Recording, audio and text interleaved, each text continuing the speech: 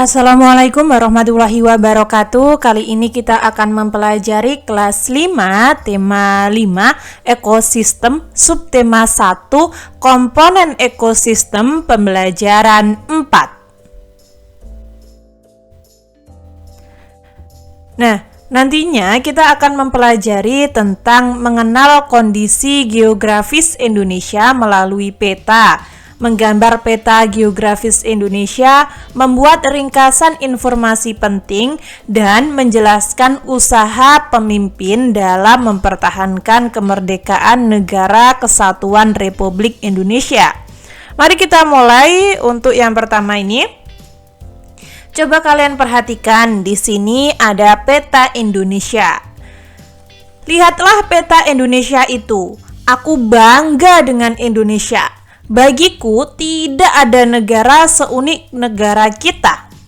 Aku tidak menyangka negara kita memiliki pulau sebegitu banyaknya. Pasti hal itu akan memengaruhi cara hidup penduduknya, bukan? Ya, tetapi apa makna kalimat tersebut? Indonesia sebagai negara maritim. Bagaimana kalau kita cari tahu? Nah, ada yang tahu maksud dari Indonesia diberi nama negara maritim? Indonesia sebagai negara maritim dan agraris, Indonesia memiliki kondisi geografis yang unik. Di antaranya, negara-negara yang ada di kawasan Asia Tenggara. Jadi Indonesia itu unik, teman-teman, dibandingkan dengan negara-negara di kawasan Asia Tenggara. Perhatikan dengan seksama peta Indonesia. Bentuk negara yang terdiri atas pulau-pulau seperti Indonesia disebut negara kepulauan. Jadi, negara kepulauan merupakan salah satu ciri dari negara maritim. Nah, Indonesia ini kan mempunyai banyak pulau ya, teman-teman. Negara maritim adalah negara yang memiliki luas laut lebih besar dibanding dengan luas daratan yang terdiri atas pulau-pulau. Oleh karena itu, penduduk yang tinggal di negara maritim banyak memanfaatkan sumber daya kelautan untuk memenuhi kebutuhan hidupnya.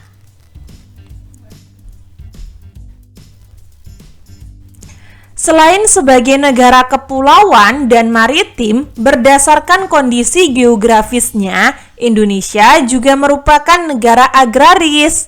Negara agraris adalah negara yang sebagian besar penduduknya bekerja sebagai petani yang mengolah lahan pertanian. Sebagai negara agraris, tentu saja negara Indonesia memiliki lahan subur yang sangat cocok untuk pertanian dan perkebunan. Perhatikan kembali peta Indonesia berikut. Jika diperhatikan, negara Indonesia memiliki banyak sekali gunung berapi yang masih aktif. Abu vulkanik gunung berapi dapat menyuburkan tanah yang berada di sekitarnya. Tanah yang subur merupakan daya alam yang penting untuk pertanian dan perkebunan. Keberadaan negara Indonesia sebagai negara tropis juga sangat menguntungkan. Adanya dua musim, yaitu musim kering atau kemarau dan musim penghujan, membantu para petani dan nelayan Indonesia untuk bekerja. Kekayaan laut dan pertanian merupakan sumber daya andalan Indonesia. Kita patut bangga, teman-teman, tinggal di Indonesia yang kaya akan sumber daya alam. Lalu, pikiran utama dan informasi penting dari bacaan tadi. Untuk cara mencari pikiran utama dan informasi penting, Kak Wafik sudah terangkan pada video sebelumnya ya. Jadi di sini Kak Wafik tidak mengungkapkan lagi bagaimana cara mencari pikiran utama dan informasi pentingnya. Ini pada paragraf 1, 2, 3 ya. Ini paragraf Kak Wafik singkat dengan huruf P. Ini ada pada halaman 30. Nah, Kak Wafik kok banyak sekali sih tulisannya. Nah, ini Kak Wafik ambil dari satu kalimat pada paragraf pertama. Kalian bisa lihat sendiri pada bacaan tadi memang banyak sekali tulisannya ya. Jadi Kak Wafik harap kalian dapat menerimanya. Membuat ringkasan berdasarkan bacaan. Nah, kalian kan sudah baca tadi ya teman-teman. Kalian juga sudah mencari pokok pikiran, informasi penting. Sekarang buatlah ringkasan dari bacaan tadi. Nah, di sini Kak Wafik ringkas. Indonesia itu memiliki kondisi geografis yang unik. Indonesia termasuk negara kepulauan, maritim, dan agraris. Keberadaan negara Indonesia sebagai negara tropis juga sangat menguntungkan. Nah, ada apa saja teman-teman? Indonesia termasuk negara apa saja? Kepulauan, karena Indonesia itu banyak sekali pulau-pulau ya, pulau-pulau kecil, pulau-pulau besar. Lalu maritim, apa sih yang dimaksud dengan maritim? Maritim itu pembelajaran aktivitas manusia di laut. Nah, kan banyak sekali ya yang jadi nelayan, lalu penambangan, ada juga yang pembuatan garam, itu kan menggunakan laut teman-teman ya. Lalu agraris. Agraris itu lebih ke pembagian lahan kepemilikan, dibuat sawah, dibuat perkebunan. Nah, itu condongnya lebih ke agraris. Nah, seperti ini ya. Dengan menggunakan peta, kamu dapat mengetahui kondisi sebuah negara termasuk kenampakan alamnya. Perhatikan dua kenampakan alam di samping. Tahukah kamu nama kenampakan alam tersebut? Dengan mengetahui kenampakan alam, kamu juga dapat mengetahui potensi sumber daya alam yang tersedia dan mata pencaharian penduduk yang ada di sekitarnya. Coba kalian perhatikan, di situ ada gambar apa teman-teman? Ya, di situ ada gambar gunung ya, pegunungan. Nah,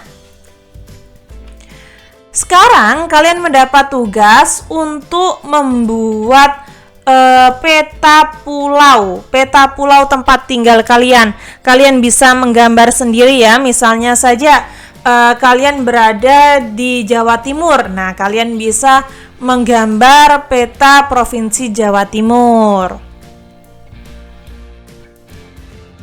Perhatikan kenampakan alam. Nah, di Jawa Timur itu ada apa saja? Misalnya ada Gunung Kelut, ada Gunung Bromo. Nah, kalian gambar gunung-gunung tersebut. Setelah itu, kalian juga harus melihat mana sih yang di Jawa Timur yang termasuk daratan tinggi, mana sih yang termasuk pegunungan, mana sih yang termasuk daratan rendah. Nah, seperti itu ya teman-teman. Atau mungkin kawasan industri seperti Surabaya, lalu kawasan persawahan atau pegunungan seperti di Malang, di Batu itu ya. Nah, seperti itu. Kalian bisa menggambarnya sendiri ya.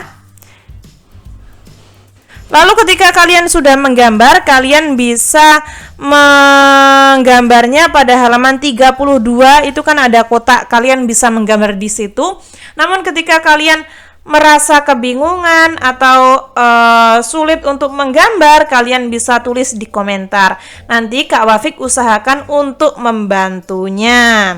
Ingat ya, tulis di komentar. Dan jangan lupa like, comment, subscribe. Sekarang simaklah dengan seksama bacaan ini. Ada bacaan usaha mempertahankan negara kesatuan Republik Indonesia. Di sini Kak Wafik tidak baca semuanya ya teman-teman untuk pembelajaran 4 ini. Kenapa? Karena banyak sekali bacaannya. Kak Wafik takut ketika Kak Wafik baca semuanya teman-teman akan jenuh mendengarkan. Nah, di sini ada pemikiran tentang pentingnya persatuan dan kesatuan bangsa untuk mewujudkan negara yang berdaulat, tidak lepas dari pengaruh berdirinya organisasi Budi Utomo. Organisasi Budi Utomo itu berdiri pada tanggal 20 Mei 1908. Organisasi itu berdiri berdasarkan pemikiran seorang lulusan sekolah dokter Jawa bernama Dr. Wahidin Sudirohusodo. Dr. Wahidin ingin mengubah cara berjuang rakyat Indonesia yang dulunya berjuang dengan fisik, dengan cara perang, dirubah menggunakan cara pendidikan. Nah, ide ini menarik perhatian seorang mahasiswa bernama Sutomo yang pada akhirnya mendirikan organisasi modern pertama di Indonesia yang bernama Budi Utomo. Perjuangan Dr. Wahidin dan Dr. Sutomo adalah berusaha membangkitkan kesadaran masyarakat Indonesia kala itu terhadap pentingnya persatuan dan kesatuan bangsa tanpa perlu mempermasalahkan perbedaan agama dan suku. Keberadaan Budi Utomo telah menumbuhkan semangat dan menandai terjadinya kebangkitan bangsa secara nasional. Sementara kebangkitan pemuda Indonesia ditandai dengan peristiwa Sumpah Pemuda pada tanggal 28 Oktober. Nah, pada kenyataannya semangat persatuan dan kesatuan selalu mendapatkan tantangan. Tantangan ini berupa perlawanan dari bangsa asing maupun tantangan dari warga Indonesia itu sendiri yang tidak menginginkan persatuan bangsa.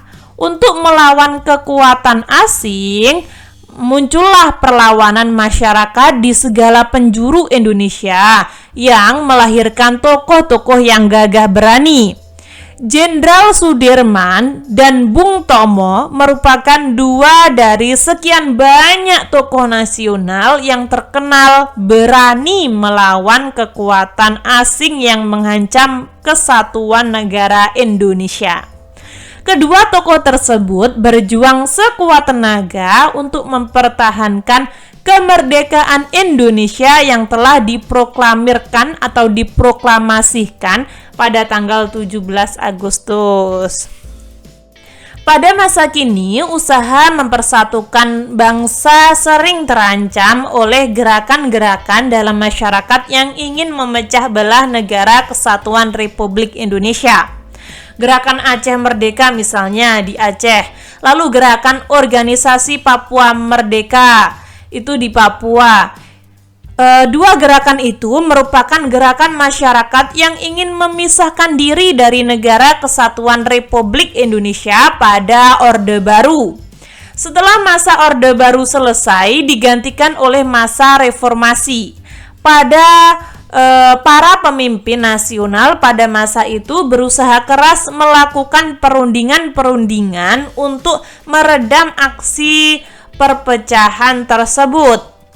Kiai Haji Abdurrahman Wahid atau yang biasa kita sebut Gus Dur, Presiden keempat Indonesia, merupakan salah satu tokoh nasional yang membantu upaya perdamaian untuk mengatasi perpecahan tersebut. Ada yang tahu makam Gus Dur itu di mana? Ya, di Jombang, teman-teman, dekat sekali dengan rumah Kak Wafik. Dari bacaan tadi dapat kita simpulkan bahwa dulunya itu menggunakan metode fisik yaitu perang. Lalu oleh Dr. Sutomo dan Dr. Wahidin dirubah menjadi peperangan menggunakan otak, menggunakan jalan pendidikan. Nah, Indonesia itu zaman dulu banyak sekali yang ingin keluar dari Indonesia, membuat negara sendiri. Nah, istilahnya seperti itu. Namun itu dapat teratasi pada masa reformasi. Nah, seperti itu ya. Kurang lebih seperti itu. Dari bacaan ini kita dapat mengambil hikmah bahwa kita sebagai warga Indonesia harus bangga terhadap Indonesia dan tetap mempertahankan persatuan dan kesatuan negara Republik Indonesia. Di sini ada beberapa pertanyaan pada halaman 34, mari kita bahas. Mengapa tanggal 20 Mei merupakan tanggal berdirinya organisasi Budi Utomo diperingati sebagai Hari Kebangkitan Nasional? Nah, karena organisasi Budi Utomo mampu membangkitkan semangat persatuan dan kesatuan Indonesia, sehingga tanggal berdirinya Budi Utomo dijadikan pembangkitan nasional, Hari Pembangkitan Nasional. Bagaimana peran Dr. Wahidin terhadap berdirinya organisasi Budi Utomo? Nah, Dr. Wahidin itu yang memiliki ide untuk mengubah cara berjuang yang awalnya dengan fisik dirubah dengan jalan pendidikan. Nah, lalu ide Dr. Wahidin itu telah menarik perhatian, pada akhirnya organisasi Budi Utomo itu didirikan. Nah, seperti itu. Apa saja yang mengancam persatuan Negara Kesatuan Republik Indonesia pada waktu dulu dan sekarang? Di sini Kak Wafik sebutkan dua ya, waktu dulu dan waktu sekarang.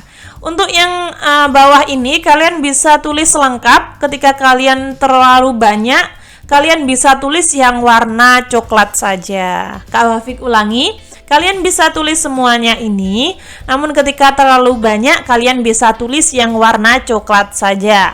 Nah, zaman dahulu itu, Negara Kesatuan Republik Indonesia terancam oleh tipu daya dari penjajah yang berusaha mengadu domba rakyat Indonesia. Nah, sekarang juga ada teman-teman, tapi itu lebih ke fanatisme, egois, dan perbuatan-perbuatan yang tidak bertanggung jawab, seperti menyebarkan berita bohong atau hoax, menyampaikan ujaran kebencian. Nah, itu sering sekali ya di media sosial, itu sering sekali berita-berita yang hoax atau menyampaikan ujaran kebencian itu ya. Kalian harus hindari itu teman-teman, kalian tidak boleh ikut-ikut ya. Apa saja usaha yang telah dilakukan untuk mengatasi ancaman terhadap keutuhan Negara Kesatuan Republik Indonesia? Zaman dahulu itu membentuk organisasi untuk menyatukan elemen masyarakat. Sedangkan zaman sekarang membuat instrumen hukum serta penegak hukum untuk memberantas para pelaku yang berusaha memecah belah bangsa. Nah, untuk berita hoax, ujaran kebencian, itu ada sanksinya teman-teman. Jadi kita harus berhati-hati untuk menggunakan media sosial, karena sering sekali loh Kak Wafik itu lihat di media sosial ada berita hoax, ada ujaran kebencian. Nah, itu kita harus lihat dulu sumbernya dari mana. Nah, valid apa tidak, benar apa tidak. Jangan asal menge-share, jangan asal membagikan. Kita harus tahu terlebih dahulu sumbernya, benar atau tidaknya kabar tersebut. Nah, seperti itu ya. Lalu membuat clipping. Kalian mendapat tugas teman-teman untuk membuat clipping. Clipping tentang apa? Nah, di sini Kak Wafik langsung saja ya membahas, tidak membaca semuanya, langsung Kak Wafik simpulkan. Kalian harus membuat clipping yang menunjukkan usaha-usaha menjaga persatuan dan kesatuan yang dilakukan oleh pemerintah dan masyarakat. Nah, ini bisa kalian cari gambarnya di internet atau mungkin di media sosial, di surat kabar, di majalah, dan lain sebagainya. Kalian potong gambar tersebut, lalu kalian tempel di buku gambar kalian. Ini bisa kalian kerjakan dengan kelompok. Kak Wafik ulangi lagi, ini bisa kalian cari gambarnya di media elektronik, surat kabar, dan lain sebagainya. Lalu kalian gunting gambarnya, kalian tempelkan di buku tulis kalian atau buku gambar kalian. Misalnya ya, ada perbedaan agama, ada Islam, ada Kristen, ada Konghucu. Nah, mereka itu saling berkumpul dan saling bersalaman, gambarnya misalnya saja seperti itu. Nah, itu bisa kalian masukkan juga teman-teman. Itu kan meskipun berbeda, meskipun mereka berbeda agama, tapi mereka tetap menjaga persatuan dan kesatuan, tetap akur, tetap damai. Nah, itu bisa kalian masukkan untuk clipping ini. Mengapa Indonesia disebut negara kepulauan sekaligus maritim? Karena Indonesia terdiri dari banyak pulau dan laut yang luas dibandingkan dengan daratannya. Informasi apa sajakah yang dapat diperoleh dari sebuah peta geografis? Nah, ada penampakan alam suatu wilayah, luas wilayahnya, nama-nama wilayah, batas wilayah. Misalnya, batas Jawa Timur itu sampai sini, batas Bali itu sampai sini. Nah, seperti itu ya. Ini wilayah, teman-teman. Kak Wafik salah tulis, mungkin kalian bisa membenarkan sendiri. Kak Wafik ketika ngomong terlalu cepat atau gimana, teman-teman? Ketika terlalu cepat, kalian bisa tulis di komentar ya. Nanti Kak Wafik akan sedikit merubahnya. Apa sajakah manfaat persatuan dan kesatuan? Banyak sekali sebenarnya ya. Namun di sini Kak Wafik sebutkan beberapa. Yang pertama, kehidupan akan menjadi damai, tidak mudah diadu domba. Mempercepat pembangunan sehingga kehidupan masyarakat lebih sejahtera. Berikan contoh ancaman terhadap persatuan dan kesatuan. Misalnya saja, tawuran antar pelajar atau bullying yang sering terjadi itu ya teman-teman. Kalian tidak boleh melakukan hal tersebut teman-teman. Kita harus menghargai satu sama lain. Lalu sikap fanatisme, berita hoax dan ujaran kebencian. Ini ujaran ya teman-teman. Kalian bisa membenarkan sendiri, ini ujaran kebencian, Untuk ini Kak Wafik kan sebutkan 3. Ketika kalian ingin menyebutkan 2 saja, itu juga tidak apa-apa. Boleh kok. Usaha apa saja yang menurutmu perlu dilakukan untuk mengatasi ancaman terhadap persatuan dan kesatuan?